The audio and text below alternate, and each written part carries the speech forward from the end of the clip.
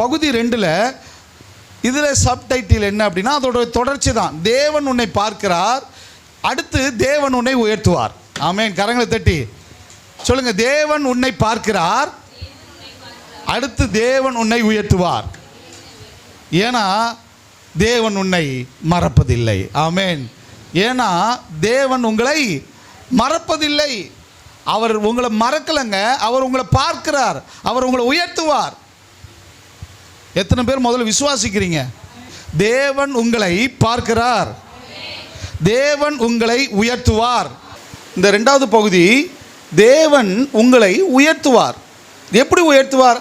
எப்படின்னா, தேவன் உங்களை பார்க்கிறார் என்பதற்கு வேதத்தினுடைய கதாபாத்திரங்களை மையமாய் வைத்து உங்களுக்கு பிரசங்கித்தேனோ. இப்போ இந்த தேவன் உங்களை பார்க்கிறவர் மாத்திரமல்ல, இந்த தேவன் உங்களை உயர்த்துவார் என்பதற்கும் அதே சில வேதாகம கதாபாத்திரங்களையே மையமாக வச்சு பேச விரும்புகிறேன். ஏன்னா இப்போ வரைக்கும் நான் பைபிளை விட்டு என்ன பண்ணலை, வெளியில் சொந்த கதை சோக கதை எங்கே சுற்றினாலும் எதில் தான் இருக்கிறோம், நேர்கோட்டில் தான் நிற்கிறோம், பைபிளில் தான் பேசிக்கிட்டு இருக்கிறோம். சரி, இப்போ விஷயத்துக்கு வரேன் பாருங்கள். ஆதியாகமம் 41வது அதிகாரம் 41வது வசனம். ஆதியாகமம் 41:41. பின்னும் பார்வோன் யோசேப்பை நோக்கி, பார், எகிப்து தேசம் முழுமைக்கும் உன்னை அதிகாரியாக்கினேன் என்று சொல்லி பார்வோன் தன் கையில் போட்டிருந்த தன் முத்திரை மோதிரத்தை கழற்றி அதை யோசேப்பின் கையில் போட்டு மெல்லிய வஸ்திரங்களை அவனுக்கு உடுத்தி பொன் சரப்பணியை அவன் கழுத்திலே தரித்து. போதும் அப்படியே வர்ணிச்சுக்கிட்டே போன இன்னும் நிறைய டைம் ஆயிரும். மேட்டர் என்ன தெரியுமா? கர்த்தர் அவனை பார்த்தார். எதில் பார்த்தார் தெரியுமா? அவனை குழிக்குள்ள பார்த்தார், அவனோடு இருந்தார். கர்த்தர் மோசேயை அடிமையாய் விற்ற பொழுது அவனோடு கூட இருந்தார், அவனை பார்த்தார். ஆமென், அல்லேலூயா. அவனை குற்றப்படுத்தும் பொழுது, பொய்யான குற்றச்சாட்டை அவன் மீது வைக்கும் பொழுது தேவன் அவனை பார்த்தார், அவனோடு கூட இருந்தார். ஆமென், அல்லேலூயா. அவன் சிறைச்சாலையில் தள்ளப்பட்டான். அந்த சிறைச்சாலையிலையும் கர்த்தருடைய கிருபை, கர்த்தர் அவன் கூட இருந்தார், அவனை பார்த்தார். ஆண்டவர் உங்களை பார்க்கிறவர் மாத்திரமல்ல, உங்கள் சூழ்நிலையில், உங்கள் பிரச்சனையில், உங்கள் போராட்டங்களில், உங்களுடைய கண்ணீரில், உங்களுடைய கவலையில், உங்களுடைய தேவையில், உங்களுடைய நெருக்கங்களில் அவர் உங்களை பார்க்கிறவர் மாத்திரம் கிடையாது. ஆமென். ஏன்னா தேவன் உன்னை மறப்பதில்லை. அவர் உங்களை மறப்பதில்லை என்பதனுடைய அடையாளம் என்ன தெரியுமா? அவர் உங்கள் கூட இருந்து உங்களை பார்த்துக்கிட்டு இருக்கிறார் இல்லையா? மேட்ரு என்னன்னா, குழியில் பார்த்தவர், அடிமையாய் பார்த்தவர், சிறையில் பார்த்தவர் அவனை உயர்த்த செய்தார். ஆமென், அல்லேலூயா. எப்படி உயர்த்த செய்தாராம் பாருங்க. யோசேப்பை பார்வோன் சொல்கிறான். பின்னும் பார்வோன் யோசேப்பை நோக்கி, பார்ப்பா யோசேப்பே, வாயா பாரியா, எகிப்தை பாரியா, எப்படி இருக்கு பாரியா, ஒரு பிரம்மாண்டம். எகிப்துனாலே எப்படி வேற லெவல். ஆமென், அல்லேலூயா. இதை பாருன்னு சொல்லி எகிப்து தேசம் முழுமைக்கும் பார்த்துட்டியா? சில நேரங்களில் இந்த பசியோட, பட்னியோட, வறுமையில், ஒருவேளை ஆகாரம் கூட இல்லாமல் கஷ்டப்படுறவனுக்கு பழைய சாதத்தை கொடுங்க, அவன் கண்ணுக்கு அது பிரியாணியாக தெரியும். உண்மை தானே? சொல்கிறது புரியுதா? ஏன்னா அவன் குழிக்குள்ளேருந்து வந்தவனுக்கு என்ன, சகோதரர்களுடைய துரோகத்தை அனுபவித்தவனுக்கு, உண்மையாக இருந்ததுக்கு பொய்யான குற்றச்சாட்டை சொல்லி ஜெயிலுக்குள்ளே இருந்தவனுக்கு, அடிமையாக இருந்தவனுக்கு எகிப்து தேசத்தை பாருன்ற வார்த்தை எவ்வளோ பெரிய விஷயம் தெரியுமா? உங்களுக்கு நான் சொல்கிறது புரியுதா? எகிப்து தேசம் முழுவதும் பாருன்னா என்ன அர்த்தம் தெரியுமா? எகிப்து தேசத்தினுடைய முழு அந்த அழகாக இருக்கட்டும், அதுக்குள்ளே அடங்கும். செல்வமாக இருக்கும், அதுக்குள்ளே அடங்கும். செழிப்பாக இருக்கும், அதுக்குள்ளே அடங்கும். அடிமைகளாக இருக்கட்டும், அதுக்குள்ளே அடங்குவாங்க. உயர்வாக இருக்கட்டும் அதுக்குள்ளே அடங்கும், மேன்மையாக இருக்கட்டும் அதுக்குள்ளே அடங்கும், அதிகாரமாக இருக்கட்டும் அதுக்குள்ளே அடங்கும்.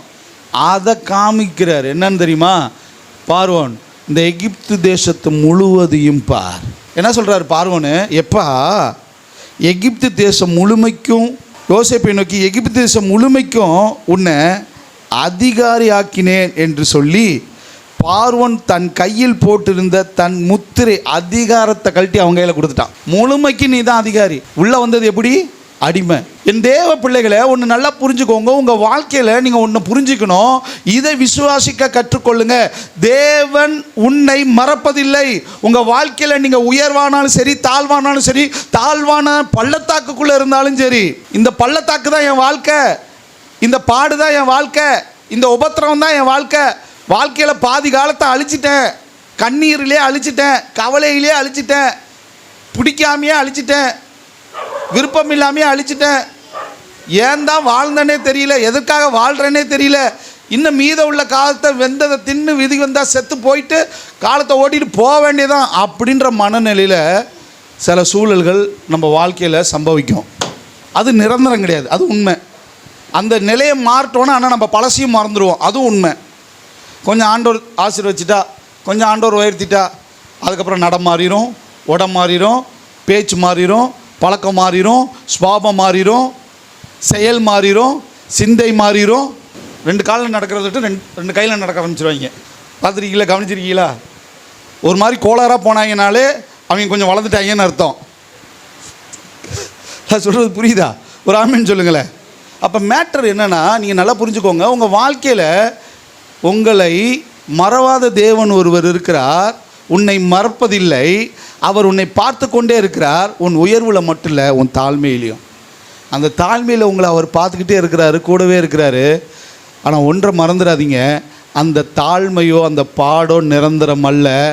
தேவன் உன்னை உயர்த்துவார். யோசேப்பு பாடு நிறைஞ்ச ஒரு சூழ்நிலையை தான் கடந்து போகிறான். குழிக்குள்ளே கடக்கிறான், அடிமையாக்கப்பட்டுட்டான், விற்று போட்டுட்டாங்க. குற்றமும் அதுவும் என்ன கேஸ் வேணாலும் எடுக்கலாம். போக்சோவா? அது என்ன வாயில் வர மாட்டேங்குது. சரி, இன்னொரு தடவை சொல்லுங்கள். பொம்பளை கேஸ் கரெக்டா? அதுக்குள்ளே போனீங்கன்னா மான மரியாதையில் இழந்து அவமானப்பட்டு, அது வரைக்கும் ஊருக்குள்ளே எல்லா யோக்கியனுங்களும் அன்னைக்கு அயோக்கியனும் அன்னைக்குன்னு பார்த்து அவனை என்ன ஆயிடுவாங்க? யோக்கியன் ஆயிடுவாங்க. சீ எப்படிப்பட்டவன் பாரு, சீ என்ன பண்ணிட்டான் பாருன்னு. நான் சொல்கிறது புரியுதா? நான் சொல்கிறது புரியுதா? எப்படி இந்த கல் எடுத்துக்கிட்டு அந்த அந்த விபச்சார ஸ்திரியை கல்லெறியறதுக்கு ரெடியாக இருக்காங்க பாருங்க. ஒட்டுமொத்த அயோக்கியனும் என்னவாயிடுவான்? அன்னைக்குன்னு பார்த்து யோக்கியன் ஆயிடுவான். நியூஸ் சேனலில் கிளின்னு கிழிச்சு முடிஞ்சு போச்சு, சோழி முடிஞ்சு. அவனே குழியை நோண்டி உள்ளே போய் படுத்துக்க வேண்டியதுதான். ஏன்னா பெண் விஷயத்தில் இழிவாய் நடந்தான் அப்படின்ற ஒரு அவமானத்தை விட, பழியை விட வேறு ஏதாவது பழி இருக்காங்க? ஒழுங்காக வேலை செய்யலை, சரி ஓகே திட்டிக்க. அவன் ரொம்ப துமுறு பிடிச்சவன், சரி வாங்கிக்கிறேன், உண்மை தானே. அவன் ஒரு லூசு பையடா, சரி சொல்லிக்கோ. அவன் ஒரு யூஸ்லெஸ்ரா, சரிப்பா நான் வீண் பையன்தான். என்ன பழிகள் வேணாலும் ஒரு மனுஷனை கரைப்படுத்திடாது, அதுலேருந்து மீண்டு வந்துடலாம். ஆனால் ஒருத்தவன் பொம்பளை விஷயத்தில் அப்படின்னா அவன் திருந்தினா கூட காலத்துக்கு என்ன சொல்லுவாங்க? வரலாறு என்ன சொல்லும்? அவன்கிட்ட கொஞ்சம் ஜாக்கிரதையாரு. நான் சொல்கிறது புரியுதா? அப்போ யோசிச்சு பாருங்க, பொம்பளை கேஸுங்க, எதில் ஏறி அவன் ஜெயிலுக்கு போயிருக்கான். எங்க நான் சொல்கிறது உங்களுக்கு புரியுதா? ஒரு ஊழியக்காரர் இருக்கிறாருன்னு வைங்க. அந்த ஊழியக்காரரு லேடிஸ் விஷயத்தில் மாட்டிட்டாரு. அவரை என்ன கேஸு சொன்னீங்க? அந்த கேஸை போட்டு உள்ளே தள்ளிட்டாங்க. எப்படி இருக்கும் கொஞ்சம் யோசிச்சு பாருங்கள். நீங்கள் என்னமோ எதையோ போய் கம்பேர் பண்ணுறீங்கன்னு நான் நினைக்கிறேன். நான் அதை பேசலை, நான் இங்கே யோசிப்பை பேசிக்கிட்டு இருக்கிறேன். நீங்கள் வேறு எங்கேயோ கனெக்ட் ஆகுறீங்கன்னு நினைக்கிறேன். அந்த கதை நமக்கு தெரியல, அது ஆண்டவருக்கும் அவங்களுக்கும். நம்ம இந்த கதைக்கு வருவோம். இங்கே அவர் உள்ளே போன கேஸ் என்ன கேஸுங்க? யோசேப்பு உள்ளே போயிருக்காரு. என்ன கேஸு? திருடிட்டு போனாரா? எதுக்கு போயிருக்காரு சொல்லுங்கள், சபை சொல்லுங்கள், எதுக்கு போயிருக்காரு? நான் பேசுகிற பிரசங்கம் புரியலையோ? புரியுதா? இன்னைக்கு என்ன சட்டம் போட்டிருக்கானுங்களோ அது வேற ஒரு வகையில் அன்னைக்கு அந்த ஒரு சட்டம் இருந்திருக்கும். அந்த சட்டத்தின்படி அவர் போத்திபாரனுடைய மனைவியோடு சில சேட்டைகள் பண்ணிவிட்டார் என்று அவரை சிறையில் தூக்கி போட்டிருக்கிறார்கள். ஆனால் அந்த குற்றத்துக்கு அவனுக்கு சம்பந்தமே இல்லை. ஆண்டவர் அவனை பார்க்குறார். சில நேரங்களில் ஆகாரை போல் நம் வாழ்க்கையில் தவறு செய்தது நிமித்தம் பாடு அனுபவிப்போம். அந்த பாடில் வேதனையும் வருத்தமும் மிஞ்சி அங்கலாய்ப்போம். அப்போ ஆண்டவர் உங்களை மறக்க மாட்டாருன்னு சொன்னேன். இந்த இடத்துல யோசேப்பு குற்றமற்றம் ஐயா, எந்த தப்பும் பண்ணலையா. அவன் சொல்கிறான் ஒரு வார்த்தை, இந்த வீட்டில் எனக்கு எல்லா உரிமையும் எஜமானன் கொடுத்துருக்குறான், நீ அவனுடையவ. எவ்வளோ நல்ல மனுஷன் பாருங்க. இந்த வார்த்தை, நான் எப்படி எஜமானுக்கு துரோகம் பண்ண முடியும், தீங்கு செய்ய முடியும், தப்பு பண்ண முடியும். தன் வஸ்திரத்தை விட்டு நிர்வாணியாக ஓட துணிஞ்சவங்க. எந்த ஒரு மனுஷனும் தன் நிர்வாணத்தை காட்ட மாட்டான். அப்படின்னா அவன் கிட்டத்தட்ட மான மரியாதை எல்லாத்தையுமே இழக்கிறதுக்கு சமம். அதை இழந்தாலும் பரவாயில்ல, நான் தப்பு பண்ண மாட்டேன்னு சொன்னவன் தப்பே பண்ணாதவனுக்கு அநியாயமாய் சிறை. சொல்கிறது புரியுதா? பாவமே செய்யாதவனுக்கு அங்கே ஒரு அநியாயம். நல்லா புரிஞ்சுக்கோங்க. நீங்கள் தப்பே பண்ணாத தப்புக்கு தண்டனை அனுபவிக்கிறீங்களா, பேச்சு அனுபவிக்கிறீங்களா, பாடு அனுபவிக்கிறீங்களா, அவமானங்களை அனுமதிக்கிறீங்களா, கஷ்டத்தை அனுமதிக்கிறீங்களா? அப்படி நிறைய பேர் இருந்திருக்கலாம். நல்லா புரிஞ்சுக்கோங்க. அதையும் கர்த்தர் பார்க்கிறார். அவர் பார்க்கிறார். ஒரு நாள் அந்த தேவன் உன்னை உயர்த்துவார். எந்த இடத்துல நீ அவமானப்பட்டியோ, எந்த இடத்துல உன் வாழ்க்கையில் தனக்குனிவு ஏற்பட்டுச்சோ, எந்த இடத்துல உன்னை எல்லாரும் தூத்துனாங்களோ, எந்த இடத்துல உன்னை எல்லாரும் ஏசுனாங்களோ, எந்த இடத்துல நீ விழுந்து போவேன்னு சொன்னாங்களோ, எந்த இடத்துல உனக்கு கண்ணி வச்சாங்களோ, எந்த இடத்துல உன்னை இழிவுபடுத்தினாங்களோ, அதே இடத்துல அதே எகிப்தில் இப்போ நான் சொன்னால் ஒருத்தன் எந்திரிப்பான், உட்காருவான். அதிகாரம் என் கையில், முத்திரை என் கையில். அன்பு தேவ பிள்ளைகளை, உங்கள் வாழ்க்கையில் ஒன்று புரிஞ்சுக்கோங்க. சூழ்நிலைகள் அந்தகாரமாக காணப்படுது ஆண்டவரே, ஆனால் நான் மனசாரியே சொல்கிறேன், நான் எந்த தப்பும் பண்ணலைப்பா, அநியாயம் நடக்குதுப்பா, அக்கிரமம் நடக்குதுப்பா. உங்கள் அங்கலாய்ப்பில் நீங்கள் புலம்பி தீர்த்து கொண்டிருக்கீங்களா, கண்ணீரோடு இருக்கிறீங்களா, என்ன செய்வதென்று குழம்பி இருக்கிறீங்களா? நீங்கள் ஒன்றும் பண்ண வேணாம், உங்களுக்காக அவர் செய்வார். ஆமென்.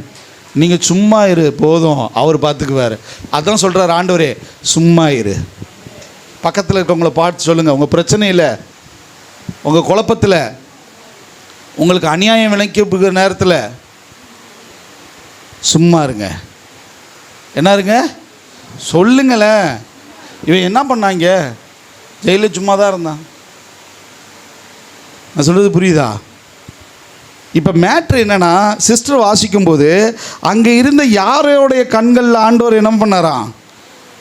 அங்கே ஏதோ ஒரு வேலை நடந்துச்சுன்னு சொன்னீங்களே சிஸ்டர், என்னது அது? ஒரு அழகாக ஒரு வசனம் வாசிங்களே.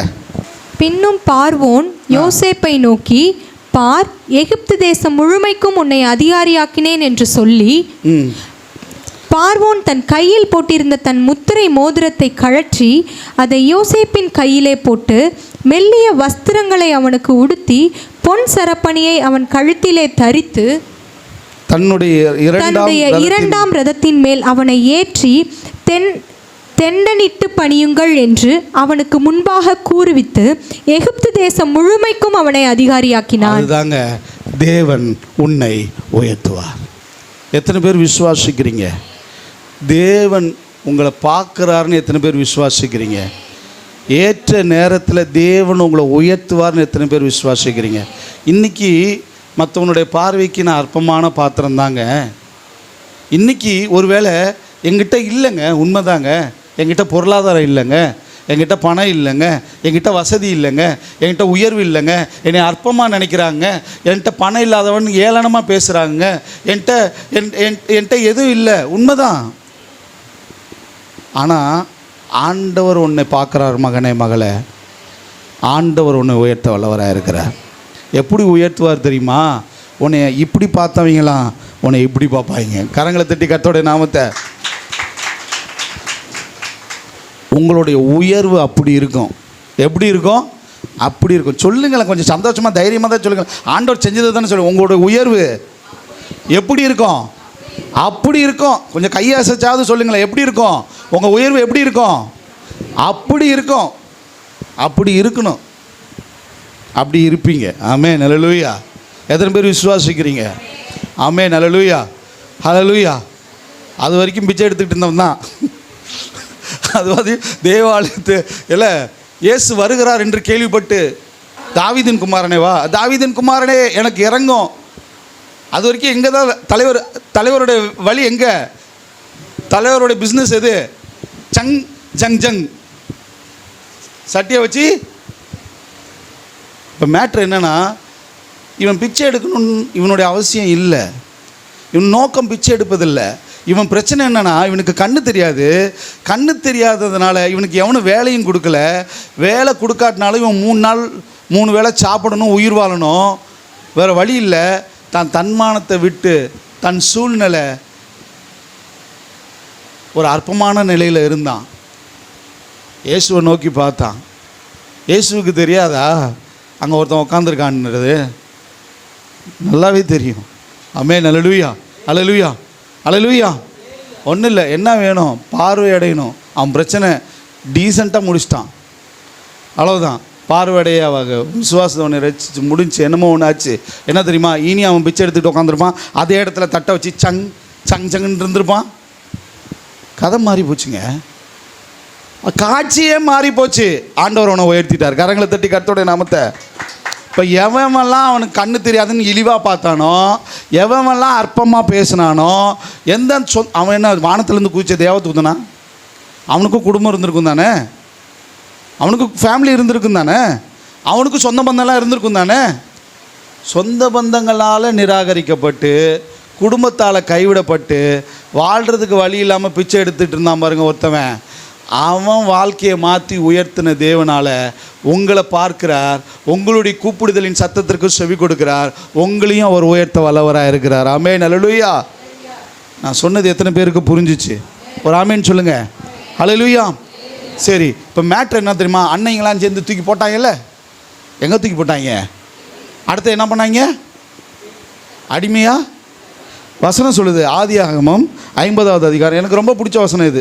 சில நேரங்களில் நம்மளுக்கு சில வைப்பாங்க தெரியுமா, கண்ணியாக வைப்பாங்க தெரியுமா, மனசை போட்டு புழுங்குற அளவுக்கு, இருதயத்தில் கண்ணீர் வர அளவுக்கு நடந்துக்குவாங்க தெரியுமா. அப்போல்லாம் இந்த வசனத்தை நான் வாசிக்கும்போது தம்படைவேன். எத்தனை பேர் அந்த வழியில் நடந்து வந்திருக்கீங்க?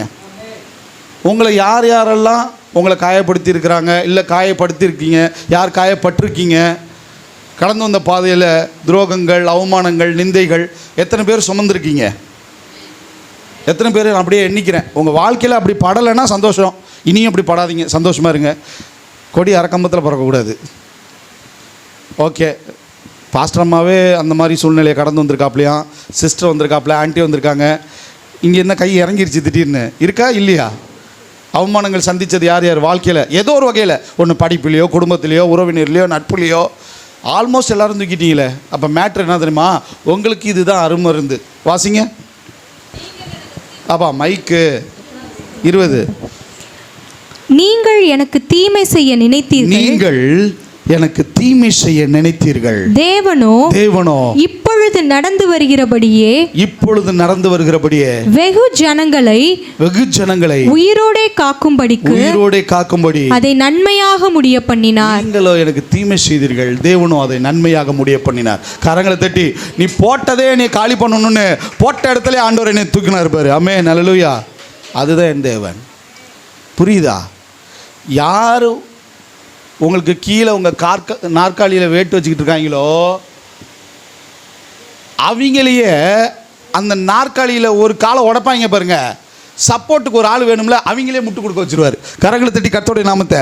நான் சொன்னது எத்தனை பேருக்கு புரிஞ்சிச்சு? இப்போ இந்த நாற்காலியில் 4 கால் இருக்குல்ல, அப்போ தானே உட்கார முடியும். மேலெல்லாம் உட்காந்துருக்கீங்களே, உங்கள் நாற்காலியில் ஒரு காலை கழட்டணும்னு சொல்லி ஒரு ரம்மம் போட்டு ஒருத்தன் அறுத்துக்கிட்டு இருக்கான்னு வைங்க. உங்களுக்கு கீழே அறுத்துக்கிட்டே இருந்தான் பாருங்க. அறுத்து முடித்தோடனே டக்குன்னு இந்த கால் உடஞ்சிரும். ஆனால் அந்த கால் உடையிற வரைக்கும் அவன் என்ன பண்ணிகிட்டு இருப்பான், மூச்சை போட்டு எப்படியாவது உன்னை விழப்ப மேலே உட்காந்துருக்கியா, இரு மகனை உனக்கு வச்சுக்கிறேன், இருறா உனக்கு பெரிய வேட்டா வைக்கிறேன், இருறா உன்னை கதையை முடிச்சிடுறேன், இருறா உனக்கு இன்னையோட உனக்கு கதை முடிஞ்சிச்சுரா, அறுத்துக்கிட்டு இருந்தேன், இன்னும் கொஞ்சம் தான்டா, அரை மணி நேரம் அறுத்துக்கிட்டு இருக்கேன்டா, இன்னும் 1 hour, இன்னும் 3/4 மணி நேரம், இன்னும் 1 மாதம், இன்னும் 2 மாதம், இன்னும் 1 வருஷம், இன்னும் 3 வருஷம் அறுத்துக்கிட்டே இருக்கட்டும். அறுத்து முடிய போகுது, அறுவடைக்காக காத்திருக்காங்க. விழுந்தானா மூஞ்சி மோரெல்லாம் ஒட்டையிற அளவுக்கு இருக்கணும்டா. அறுத்து முடிஞ்ச உடனே கால் விழுந்துருச்சு, இவன் மாட்டிக்கிட்டா. எங்கே மாட்டிக்கிட்டா அர்த்தம் பாருங்க. காலுக்கு பதில் ஆண்டவர் இவங்களை கொண்டு முட்டு கொடுத்துருவாரு. டக்குன்னு முட்டு கொடுத்தாருல முதுகில் யார் சுமக்கிறப்ப? இப்பயும் நான் ராஜா தான்டா. கரங்களை தட்டி கர்த்தருடைய நாமத்தை. எத்தனை பேருக்கு புரிஞ்சிச்சு நான் சொல்கிறது? அன்பு தேவ பிள்ளைகளை, உங்களை பார்த்து யார் உங்களுக்கு விரோதமாக என்ன எழும்புனாலும் சரி, என் தேவன் செய்கிற காரியம் அற்புதம் எப்படி இருக்கும்னா, எகிப்து தேசத்தில் அடிமையாக விற்கப்பட்டாலும் ஆண்டவர் உங்களை உயர்த்தும் போது தேவன் உங்களை மறப்பதில்லை. தேவன் உங்களை பார்க்கிறார், தேவன் உங்களை உயர்த்துவார்.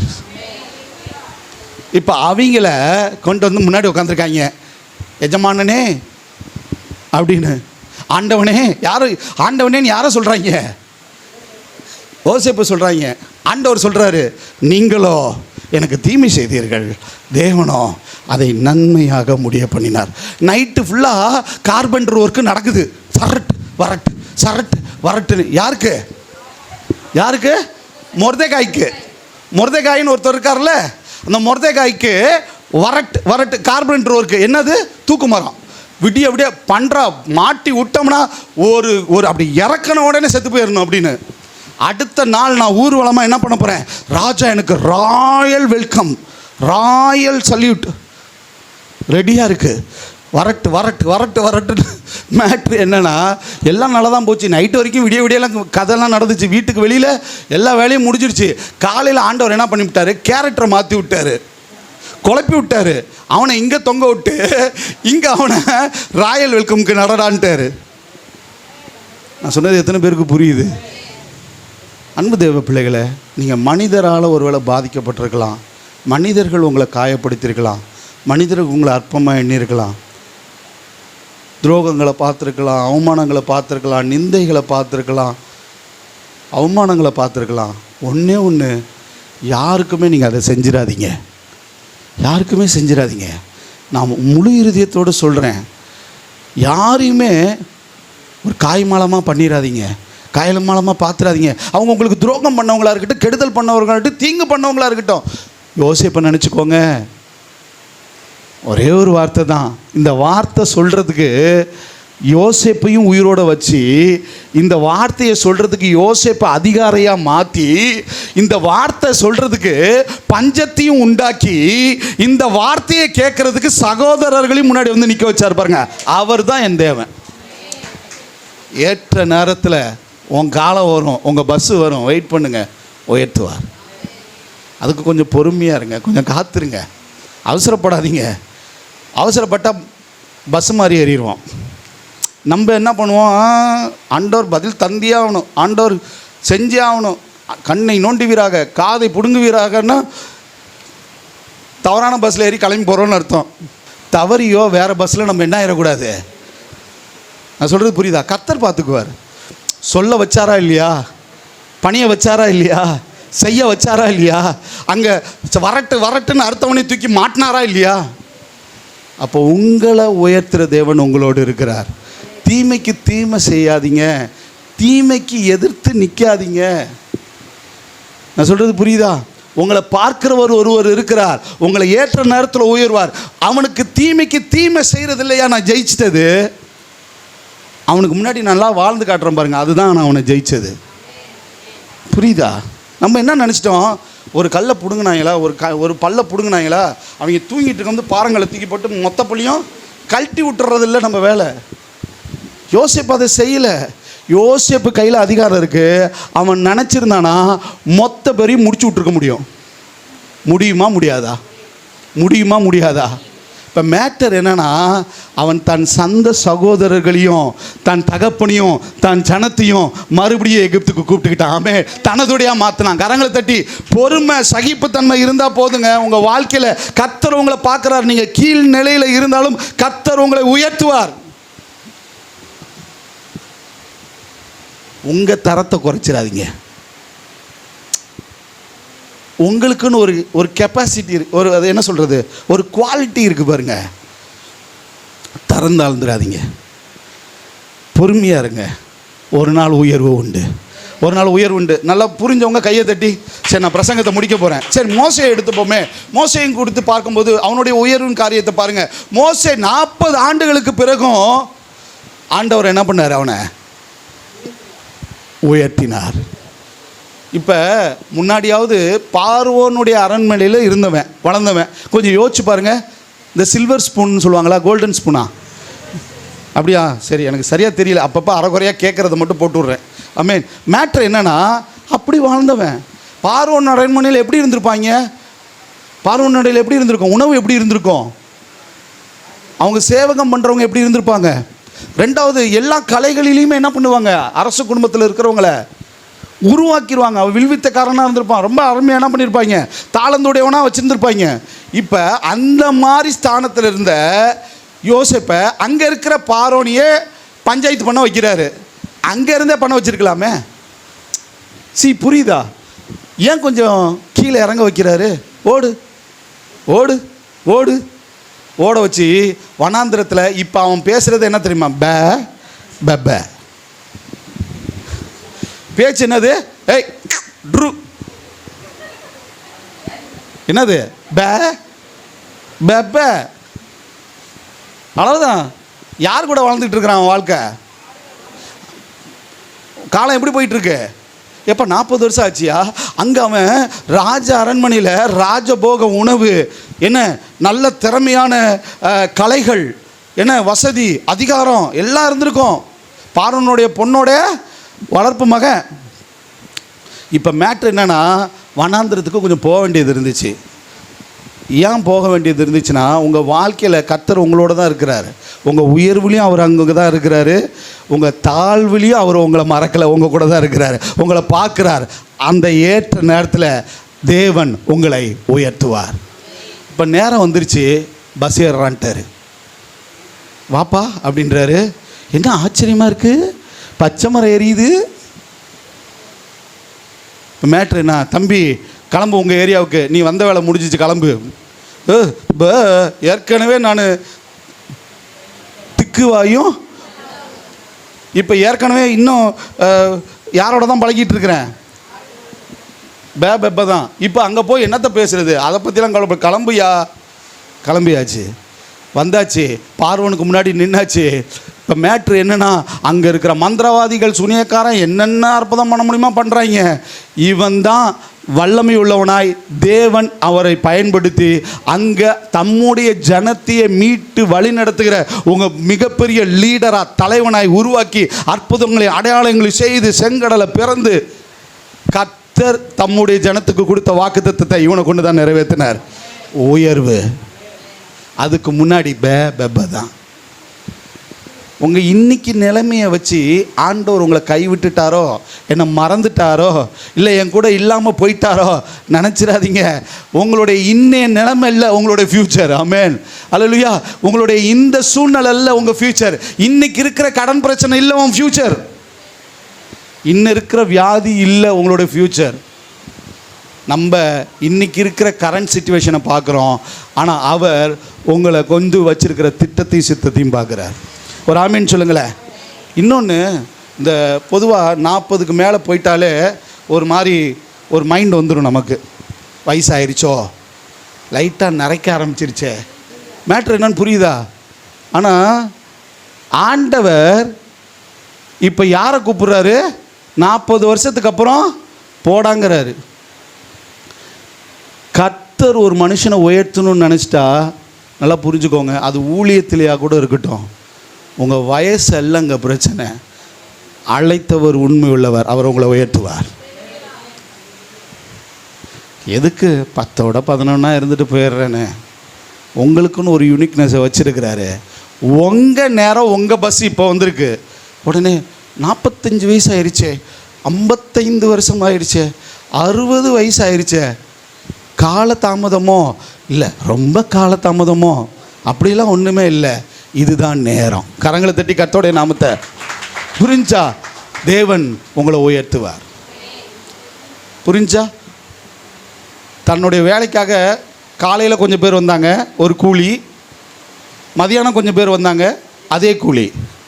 மேட்ரு என்னென்னா வயசுங்களில் மேட்ரு அவர் அப்பப்போ அவங்கவுங்களுக்கு மீது வச்சுருக்கிற சித்தம் நிறைவேறும், அவ்வளோதான். அதுதான் மேட்ரு. கரங்களை தட்டி கர்த்தருடைய நாமத்தை பாருங்கள். இவங்கெல்லாம் இப்போயே கீபோர்டு வாசிக்கிறாங்க. இவங்களுக்கு கர்த்தர் வச்சுருக்கிற கிருபை. இப்போ நமக்கு இப்போ வந்து கீபோர்டில் கை வச்சாலும் ஒரு காற்று தாங்க வருது. ஒருவேளை பின்னாடி ஏதாவது நடக்கும்னு நினைக்கிறேன். கர்த்தர் நமக்கு வச்சுருப்பார் அப்போ கிருபை. ஆமென். கர்த்தர் ஸ்தோத்திரம். சரி, நான் முடிக்க விரும்புகிறேன். கரெக்டாக 1:30 மணி, அரை மணி நேரத்தை நீங்கள் எடுத்தீங்க, அந்த அரை மணி நேரத்தில் நான் முடிச்சிட்டேன். கரெக்டாக இருக்கிறேன்னா? கர்த்தருக்கு ஸ்தோத்திரம். ஒரு ஆமீன் சொல்லுங்கள், ஒரு அல்லேலூயா சொல்லுங்கள். பிரசங்கம் முடிய போது ஒரே ஒரு காரியத்தை எடுத்து காமிச்சு முடிச்சிடுறேன். யோவான் 21வது அதிகாரம் 15-17. யோவான் 21 15-17. அவர்கள் போஜனம் பண்ணின பின்பு இயேசு சீமோன் பேதுருவை நோக்கி, யோனாவின் குமாரனாகிய சீமோனே, இவர்களிலும் அதிகமாய் நீ என்னிடத்தில் அன்பாய் இருக்கிறாயா என்றார். அதற்கு அவன், ஆம் ஆண்டவரே, உம்மை நேசிக்கிறேன் என்பதை நீர் அறிவீர் என்றான். அவர், என் ஆட்டுக்குட்டிகளை மேய்ப்பாயாக என்றார். சரி, ஒரு தடவை சொல்லிட்டாரா? ஆனால் அங்கே போதகர் கேட்டோன்னே டக்குன்னு சீசன் என்ன பண்ணிட்டான்? ஆம், அவர் நல்ல போதகர்ன்றாதீங்க உடனே.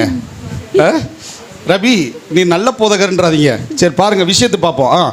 இரண்டாம் தரம் அவர் அவனை நோக்கி, யோனாவின் குமாரனாகிய சீமோனே, நீ என்னிடத்தில் அன்பாயிருக்கிறாயா என்றார். அதற்கு அவன், ஆம் ஆண்டவரே, உம்மை நேசிக்கிறேன் என்பதை நீர் அறிவீர் என்றான். அவர், என் ஆடுகளை மேய்ப்பாயாக என்றார். சரி, ஃபர்ஸ்ட் டைம் என்ன நேசிக்கிறாயான்னு கேட்டார். யதார்த்தமாக கேட்குறாரு. ஓகே, ஆமாம் ஆண்டவரே. சரி, என்ன பண்ண என் ஆடுகளை. இப்போ 2வது தடவை கேட்கும்போது அவனுக்கு சுருன்னு இருந்திருக்கும். ஏதோ பொடி வச்சு பேசுகிறாரா இந்த மனுஷன், எதுலேயோ ஒன்று கோக்க போகிறாரியா, எதையோ ஒன்று பண்ண போகிறாருன்னு புரிஞ்சுக்கிட்டான். சரி, அடுத்தது 3வது தடவை. 3ஆம் தரம் அவர் அவனை நோக்கி, யோனாவின் குமாரனாகிய சீமோனே, நீ என்னை நேசிக்கிறாயா என்றார். என்னை நேசிக்கிறாயா என்று அவர் 3ஆம் தரம் தன்னை கேட்டபடியினாலே பேதுரு துக்கப்பட்டு, என்ன பட்டான்? துக்கப்பட்டு துயரப்பட்டு வேதப்பட்டு, ஒரு ஏதோ ஒரு பாடல் வரி மாதிரி சொல்லுவாங்களே, வருத்தப்பட்டு வாரப்பட்டு என்னமோன்னு சொல்லுவாங்களே, எல்லா பட்டும் என்ன பண்ணியிருக்கிறாரு? பட்டிருக்கணும், படுவார். அப்புறம், ஆண்டவரே, நீர் எல்லாவற்றையும் அறிந்திருக்கிறீர். வேற எதுக்குமே பதில் இல்லை. எப்பா, நீர் எல்லாவற்றையும் அறிந்திருக்கிறீர், நான் உம்மை நேசிக்கிறேன் என்பதையும் நீர் அறிவீர் என்றான். பாருங்க, இப்போ இயேசு மரித்தாரு, உயிர் தெழுந்தாரு. இயேசு சீஷர்கள் எல்லாத்தையுமே ஒரு இடத்துல கூட சொல்லி வர சொல்லியிருக்கிறாரு. அவர் சொல்லும் போது என்ன பண்றாரு? ஒரு பெண் கேட்கிறா, இவ யாரு? இவ பார்த்தா என்ன எப்படி தெரியுது? இயேசுவோட கூட இருந்த மாதிரியே தெரியல. நீ வேறமா என்னமா, நீ கண்ணுக்கிட்ட தெரியாது உனக்கு, இருட்டுல மாத்திக்கிட்டு கையை காட்டி விடுற போல. ஏமா நீ வேற? கொஞ்ச நேரத்துல மறுபடியும் ஒரு வேலை காட்டியே தான் மாட்டுறாரு இவரு. மறுபடியும் என்னது? ஓடுதா ஓடலையா? 2வது தடவையும் மறுதளிக்கிறாரு, 3வது தடவையும் மறுதளிச்சிட்டாரு. இயேசு சொன்னது நிறைவேறிச்சு, சேவலும் தூயிடுச்சு. இப்ப பேதுருக்கு எவ்வளவு அவமானம். உனக்காக என்ன பண்ணுவேன்னா ஜீவனையும் கொடுப்பேன்னு சொன்னவன் இவர் யாருன்னு எனக்கு தெரியாதுன்னு சொல்லிட்டு ஓடிட்டான். இப்ப அவனுக்குள்ள எப்படி இருக்கும்? ஒரு குற்ற உணர்வு இருக்கும் இல்லையா பாப்பா? என்ன இருக்கும் பாப்பா? என்ன இருக்கும்? இந்த குற்ற உணர்வு ஒருவேளை சீஷர்கள்லாம் வர சொல்லுவேன், நான் யாரும் வரமாட்டா? ஏன் வரமாட்டான்? நம்ம போட்ட பில்டப் அப்படி. சூழ்நிலை வரும்போதுதான் ஒரு சிலரை நம்ம வாழ்க்கையில ஜட்ஜ் பண்ணவே முடியும். உண்மையான அன்பு நம்ம யாரு நம்ம மேல வச்சிருக்காங்கிறதே தெரியும். சூழ்நிலை எல்லாம் நல்லா இருக்கிற வரைக்கும் எல்லோரும் நல்லவர்களே. சூழ்நிலை மாறும்போதுதான் என்ன எப்படி அந்த பெல்ட் அடிச்சு ஓடுவாங்கன்றத பார்க்க முடியும். பாருங்க, இந்த இடத்துல பேதுரு போயிட்டான், அந்த குற்ற உணர்வோட இருப்பான். நல்லா சொல்லு, அவனை நான் குற்றமா நினைக்கல, குறையா நினைக்கல, தப்பா நினைக்கல. அவன் இப்பொழுது யாருதான்? நான் நேசிக்கிறவன் தான். அரசு தேவ பிள்ளைகளை, இது நான் ஒண்ணு சொல்றேன், தேவன் உங்களை மறவாதவர். தேவன் உங்களை பார்த்துட்டே இருக்கிறார். தேவன் ஏற்ற நேரத்தில் உங்களை ஏற்றுவார். இப்ப தேவன் உங்களை மறவாதவர் ஏன் சொல்றேன்னா, நீங்க தப்பு பண்ணாம இருக்கும் பொழுதும் தேவன் உங்களை உயர்த்துவார். நீங்க ஒருவேளை சின்ன சின்ன தவறுகளை விழுந்த பொழுதும், அவரை விட்டு தூரம் போன பொழுதும், அந்த குற்ற உணர்வுல இருக்கும் பொழுதும் அவர் உங்களை விட்டு போல, நீங்க தான் போறீங்க. அப்பொழுதும் அவர் உங்களை அந்த பழைய நிலைக்கு கொண்டு வருவார், திருப்புவார், உயர்த்துவார்.